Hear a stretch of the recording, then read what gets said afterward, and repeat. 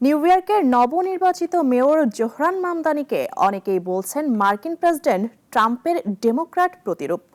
তরুণ এই রাজনীতিক দেখিয়েছেন ট্রাম্পের মতো কৌশলেই তিনিও খেলতে জানেন। ডোনাল্ড ট্রাম্পের মুখোমুখি রাজনৈতিক লড়াই এখন যুক্তরাষ্ট্রের রাজনীতির আলোচনার কেন্দ্রবিন্দু। রাজনীতিতে নতুন এক মুখ, কিন্তু আলোচনায় শীর্ষে ৩৪ বছর বয়সী জোহরান মামদানি। নিউ ইয়র্ক শহরের ইতিহাসে প্রথম মুসলিম ও দক্ষিণ এশীয় বংশোদ্ভূত মেয়র।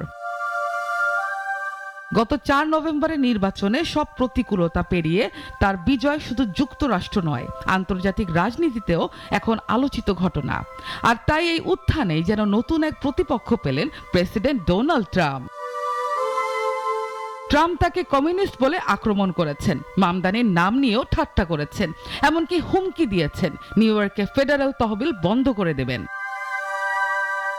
কিন্তু জোহরান মামদানি দেখিয়েছেন তিনি জবাব দিতে জানেন। বিজয় সমাবেশে ট্রাম্পকে উদ্দেশ্য করে তিনি বলেন, ডোনাল্ড ট্রাম্প, আমি জানি আপনি দেখছেন, আওয়াজটা একটু বাড়িয়ে দিন। এরপর দিন হোয়াইট হাউস নিশ্চিত করে ট্রাম্প সত্যি তার সেই বক্তব্য এয়ারফোর্স ওয়ানে বসে দেখেছেন। মামদানি ট্রাম্পকে এক ধরনের প্রতীক হিসেবে ব্যবহার করেছেন, একজন ট্রাম্প রিয়েল এস্টেট টাইকুন যিনি নিউ ইয়র্কবাসীর পকেট কাটছেন, আর ট্রাম্পের বিরুদ্ধে নিজেকে তুলে ধরেছেন প্রতিরোধের প্রতীক হিসেবে। অন্যদিকে রিপাবলিকানদের জন্য মামদানি এখন একদম আদর্শ প্রতিপক্ষ, যার বিরুদ্ধে তারা রাজনৈতিক আক্রমণ চালাতে পারেন। তবে এই সংঘাতের পেছনে রয়েছে বাস্তব আশঙ্কাও।